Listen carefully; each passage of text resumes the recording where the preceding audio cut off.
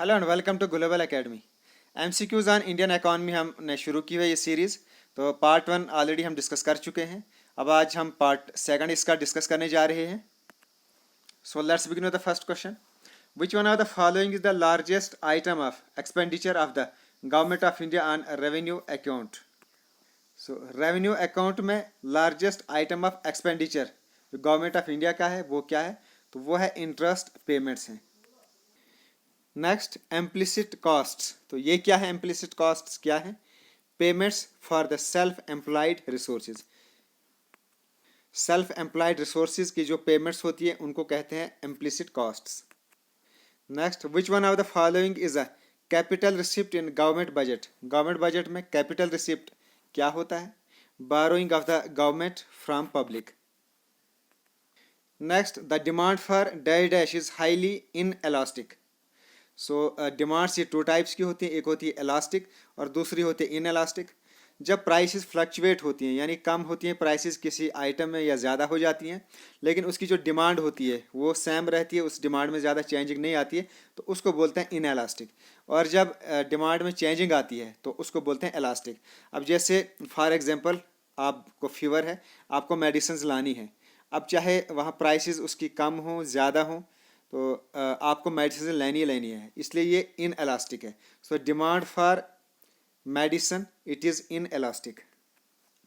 Next the demand for salt is, तो ये भी इन एलास्टिक है क्योंकि साल्ट तो आपको लेना ही लेना है, चाहे उसकी कास्ट कम हो ज़्यादा हो।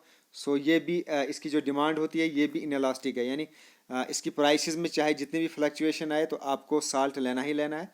सो इसकी ये इन एलास्टिक है। Next, which of the following statements is true for both monopolistically competitive and oligopolistic industries? So इन दोनों से related कौन सी term correct है? So firms have some degree of control over prices. तो इनमें जो firms होती हैं उनका कुछ control होता है prices के ऊपर. So इसमें correct statement है. Next, which of the following best describes the oligopoly? So oligopoly को best describe इसमें क्या करता है? A few firms sharing monopoly powers, तो उसको बोलते हैं oligopoly. Next earn while you learn scheme has been launched by, तो ये स्कीम किसने लॉन्च की थी? मिनिस्ट्री ऑफ टूरिज्म ने। Equality in a country can be best brought through, country के अंदर इक्वलिटी कैसे लाई जा सकती है? Through a regressive expenditure. Fiscal deficit in a union budget is equal to, so union budget में फिजिकल डिफिसिट ये किसके बराबर होता है? Net increase in internal and external borrowings. Which one of the following is not a type of market structure. इनमें से कौन सी type market structure नहीं है? सो कम्पिटिटिव मोनोपोली ये मार्केट स्ट्रक्चर नहीं है। बाकी परफेक्ट कंपटीशन ये भी मार्केट स्ट्रक्चर है। ओलिगोपोली ये भी मार्केट स्ट्रक्चर है। Next which are the following industries is most likely to be monopolistically competitive? So the car repair industry, it is most likely to be monopolistically competitive. The elasticity of a demand of pin is inelastic. So pins की जो demand है ये भी inelastic है क्योंकि pins का कोई alternate नहीं है, pins लेने ही लेने हैं, so they are inelastic. When the price of petrol goes up, demand of car will fall. जब भी पेट्रोल के प्राइसेस राइज होंगे तो जो डिमांड होगी कार की वो गिर जाएगी। Which would be an implicit cost for a firm? So implicit cost of a firm क्या होगी? The cost of wages foregone by the owner of the firm. If a firm revenues just cover all its opportunity cost, अगर firm का जो revenue होता है वो cover करता है all its opportunity cost, then जो इकोनॉमिक प्रॉफिट होगा इसका वो ज़ीरो होगा। फिस्कल डिफिसिट इम्प्लाइज, तो ये क्या इम्प्लाई करता है? टोटल एक्सपेंडिचर माइनस जो टोटल खर्चा होगा उसमें से माइनस करने क्या क्या? Revenue receipt plus recovery of loans receipt from disinvestment, इनको ऐड करके उसमें से इसको माइनस करो टोटल एक्सपेंडिचर से, वो बनेगा fiscal deficit. Fiscal responsibility and budget management act FRBMA was passed to keep check on, so ये किस लिए पास किया गया था? To check on both fiscal deficit and revenue deficit. Individual demand is an aggregate of purchasing by one buyer. Individual demand होती है aggregate purchasing, जब कोई सिंगल बायर करता है तो वो होती है individual demand. Market demand is an aggregate purchase of purchasing by all the buyers. सारे बायर्स की एग्रीगेट जो परचेजिंग होती है उसको बोलते हैं मार्केट डिमांड, और जो इंडिविजुअल परचेजिंग होती है उसको बोलते हैं individual demand. Short run is the time period in which some resources are fixed and others are variable, वो होता है short run. The law of diminishing returns only applies in case where, law of diminishing returns ये कब apply होता है, when there is at least one fixed factor of production, जब एक fixed production हो, एक फिक्स्ड फैक्टर हो प्रोडक्शन का, तो उसके लिए law of diminishing return apply होता है।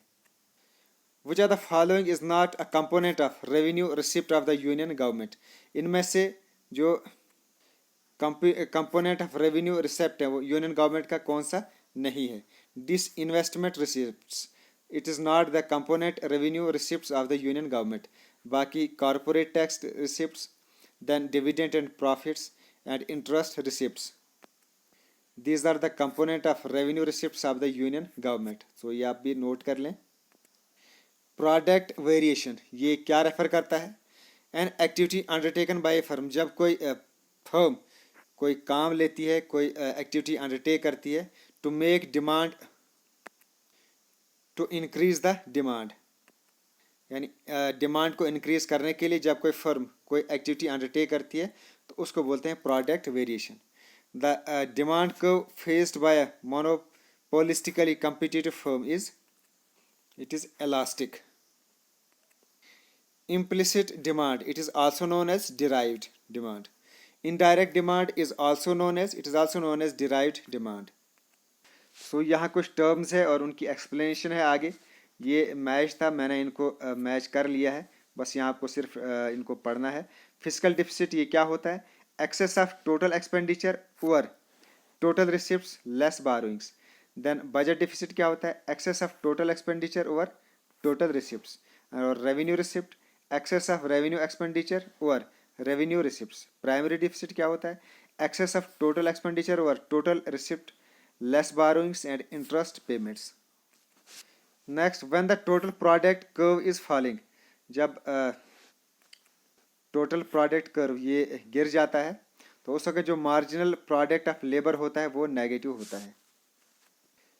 वेरिएबल कॉस्ट्स ये क्या होती हैं, costs that change with the level of production. So level of production के हिसाब से जब कोई कॉस्ट चेंज होती है तो वो होता है variable cost. So it's end of this video. आज हमने इंडियन इकोनॉमी का पार्ट 2 कंप्लीट किया है, बहुत जल्दी हम इसका पार्ट 3 भी लेकर आएंगे। Okay, thanks and as always God bless you all.